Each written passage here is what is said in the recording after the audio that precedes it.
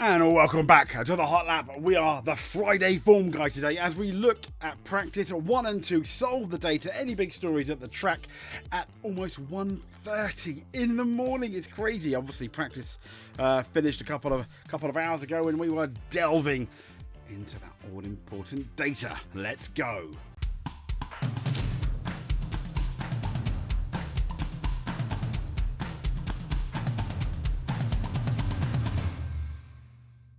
So welcome to the Friday Form Guide, and before we get into anything, this championship, let's be honest, is getting very exciting. To the point where, if I was Oscar or Lando, I'd be getting a bit worried about, what was it, the T-Rex everyone says is coming towards him, but don't give up hope. There is a little bit. Albeit, yes, I think McLaren was struggling a bit in practice 1, in particular practice number 2, but Max Verstappen has, let's just say, very much closed that gap. Now, moving on to the consequences. If you remember, this time around the United States Grand Prix in COTA, the Circuit of the Americas in Austin, everyone was talking about these consequences in relation to Lando Norris. The consequences he has to pay for doing a tiny whoopsie at Singapore. Well, because of Piastri's, let's be fair, much bigger whoopsie, yes, it was a racing incident, I think, those consequences have now been cancelled. I guess they cancelled each other out. Although Lando didn't knock Piastri out the race, and Piastri's actions did ultimately knock both him and Lando out the race. So surely, on that balance, Lando is deserving of consequences for Piastri. Now, I know, this whole thing is absolutely ridiculous. So, let's move on. Now, well, we're not really moving on, because Jack Villeneuve was talking about the consequences. He said, and I don't always agree with him, he is in on Sky this weekend, said love him or loathe him. If you're in the UK, you're kind of stuck with him. But he did say something quite interesting. He said it was like, in relation to the consequences, it was like two kids being punished in the corner of their room. You've been a bad boy, you go to your room. Oh, you've been a bad boy, okay, now we have a clean slate. I mean, come on. Yeah, to be fair, Villeneuve, you made a point. It doesn't happen often. For something that made a point. Now, this was interesting. This was Lewis Hamilton talking about the championship battle. What advice would you give to Oscar and Lando as they chase their first up against somebody of the likes of Max Verstappen? Well, I mean, it's not their first champion. Obviously, they've won other championships in other categories. And that's quite important. I mean, if you remember, they have won other championships. They have managed the pressure, but they've won other championships to get to Formula One. This is the pinnacle of their career, arguably of their professional sporting life. So I do think, yes, you can compare before, sort of, but not really. Categories, so it's not something that, I'm not one to really want to give advice to them, but I mean, in that scenario, it's challenging when you're in the team. The Absolutely, it is. It's definitely a time where you really have to put your blinkers up. You have to block absolutely everything from the outside. And he says that you've got to block everything from the outside. And if you remember, that's pretty much what Nico Rosberg did in 2016 when he nearly sold his soul, basically, to beat this man here. But there's so much coming in, positive and negative, and also you really have to be cutthroat. That's what Max is. He's gonna, absolutely, Max is. He's going to take this from them if they don't. You do the same. You have to be cutthroat. To be pushing. And that's something that Lando, I think, is still yet to learn yet, but we've seen Piastri be quite brutal. Albeit, Piastri's not been that brutal of late because his form is somewhat dipped. But you've got to dig deep to be able to, firstly, to be able to hold on someone like Max and in the car that he's in at the moment. But also for either of them to come out ahead. Consistency is key, and you've seen that from Max in the last few races. So. Sage advice, thank you. There we go. Sage advice. Yeah, very much is, isn't it? So this is the USA GP Global Pace, according to some data sources. I thought this was interesting because it says, and this is the hope for McLaren, in spite of the current practice times, but we'll get into that as well, the best car by about 0.142%. So, maybe like a tenth. Ferrari's nearly, half a percent down along with Mercedes. And then, to be fair, Stake F1. I mean, we didn't predict anything from them in the USA. And look at that. Sadly, the slowest by a fairly long shot was the Alpines, and the Racing Bulls weren't particularly fast either, along with the Aston Martins, and the Haas very, very average. But the significant thing is they're saying that McLaren were Delta Data are saying that McLaren were the fastest car.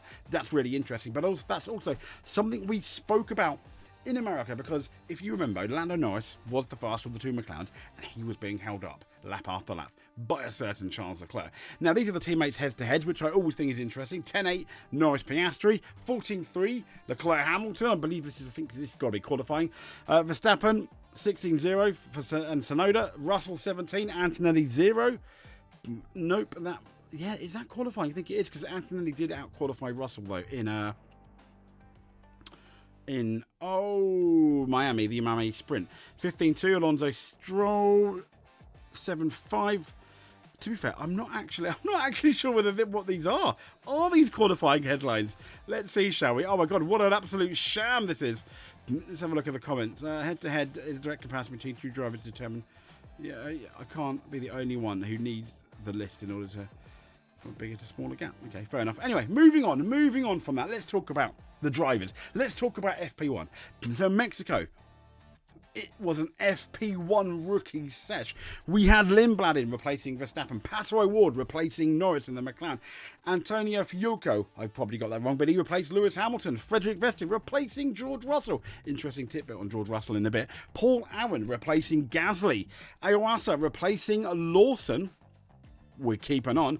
Jack Crawford replacing Stroll, although let's be fair, who's other than the Aston Martin, I just feel sorry for people when they're going the Aston Martin, like Drogovic. Are they really going to go and get in the Aston Martin at any point? Yeah. Rio Harakawa replacing Behrman, and last but no means least, Luke Browning. They had a good interview with him on Sky as well. I think on the F1, is it the F1 show or just after practice too? Replacing Carlos Sainz. But let's get into it, because no McLaren in sight. It was Charles Leclerc, Kimi Antonelli, Nico Hülkenberg. What does practice one mean? Let's be fair, not much at Mexico, because the track really needed to rub it in. Having said that, it was a similar time that the race is going to be. Practice 2 was a bit later, let's say. But let's have a look at the times, shall we? So practice, Charles Leclerc by a 10th on Kimi Antonelli. Well done. And Kimi's on form, as we'll see. Nico Hülkenberg just shy of 4/10. Oscar Piastri 4/10 down. Bortoletto half a second down. Kickstarter doing good. Lindblad, the fastest of the rookies, 6/10. Then we had Esteban Ocon about 6.5 down. Tsunoda 7/10 down, slower than the rookie. Interesting, but we never know what the runs are going to do. Franco Colapinto in 9th. Yeah, an Alpine up in the top 10. It is good to see. I don't think it's going to stay there. Alex Albon in 10th. And then we have 11th to 20 with Hadjar, Alonso, O'Ward in the McLaren, Vesti in the Mercedes, Paul Aaron in the Alpine, Rio Harakawa in the Haas, Iwasa in the Racing Bulls, and Luke Browning in the Williams, Jack Crawford in the Aston Martin, and Antonio Fiuco 2.5 seconds down in the Ferrari. But once again, you don't know what they're doing, so it's really, really difficult to tell. Now, practice 1, these were the sector times, and it was Antonelli's sector 1, which is interesting because that's all about straight line speed. Hülkenberg sector 2, and in sector 3 is the Mickey Mouse turny-whirny bits. Yeah. And it was Leclerc that was fastest. Funnily enough, his teammate at the time in sector 3, Fucoco, they bookended it, as you can see. Leclerc at the top, the poor Ferrari guy at the bottom.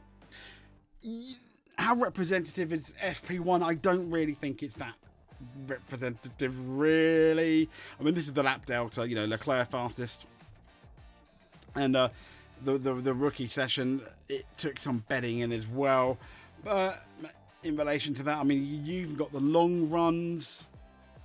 Yeah, it's really difficult to work it out. So what was interesting, I thought, well, this is George Russell in the stands. It's really interesting. How did this happen? Well, this is the little video they made. There we go. There's George Russell coming up to the stands to watch. I thought it was brilliant. There he is, look. George Mysterio Russell, as in Rey Mysterio, the wrestler. Watching the practice in, the stadium section. It's my car, isn't it? That's my car. And there he is coming in. No one. Oh wow, he's gone past some Russell fans. There he goes. Look at that. He's a good driver. You ready? He's a good driver. Damn straight.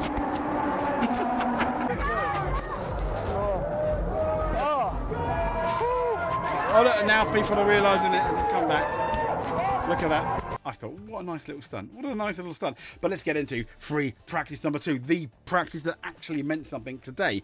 No begrudging, obviously, the rookies, but they're not going to be racing, are they? Again, no McLaren in sight. We've got Max Verstappen in first, Charles Leclerc second, and Kimi Antonelli in third. Now, if you want to have a look at the times, Max by 1.5 from Charles Leclerc, Kimi Antonelli just shy of 2 tenths down, Lando Norris 2.5 tenths down, significantly faster than his teammate, Hamilton 3 tenths down, about 1.5 off Charles Leclerc, so he's looking not too bad.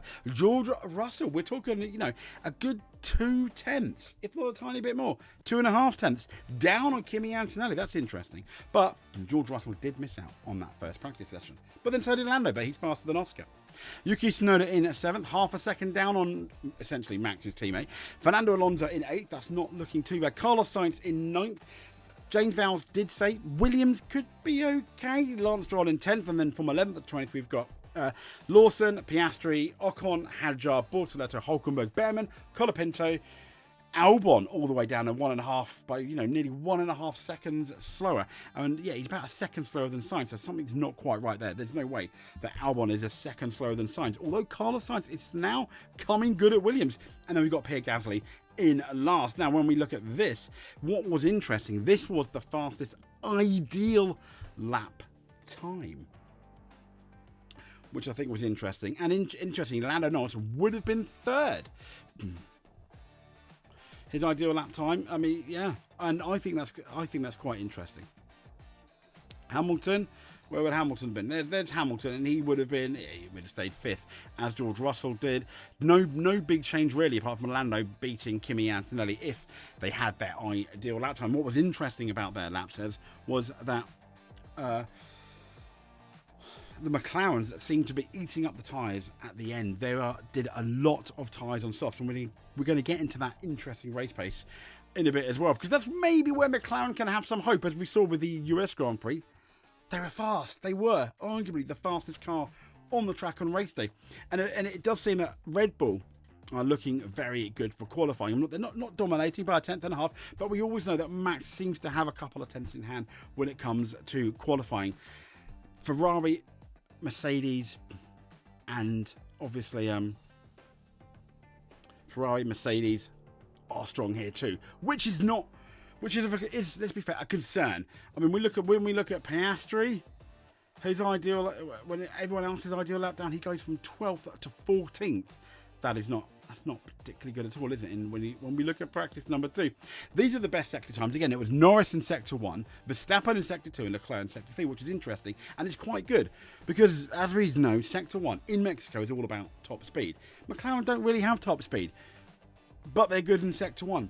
That's interesting. That piques my interest. It really does. And these are the top speeds though. The McLaren obviously 346, 345, and it's Hamilton 352. I imagine that's with a mega tow as well. Albon on 350, along with George Russell, along with Carlos Sainz on 349.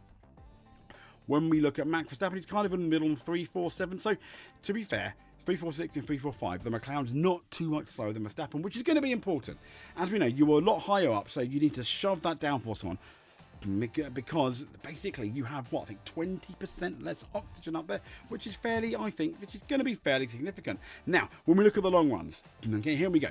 Lando Norris averaging, what is it, a 121.805. Then it was Behrman and Piastri 6 tenths down on Lando Norris. Hulkenberg 8 tenths down. He was in the 121.8. But on the mediums, it was George Russell looking good at them at a 122, a 122.6. And you've got to go a 122.8, about a couple of tenths down, was Max Verstappen. So, yes, they may have set their car up to be very good in qualifying, but they need to look after those tyres. Everyone's saying it's potentially going to be a one-stop race, which is interesting. But there we go. So, let's leave it on the gap. No, don't scare McLaren. Consequences, Jacques Villeneuve, Lewis Hamilton, best car McLaren. Let's leave it with some hope for you McLaren fans. Whatever, fingers very much crossed. We're going to have our qualifying review again, probably the same time if I'm honest.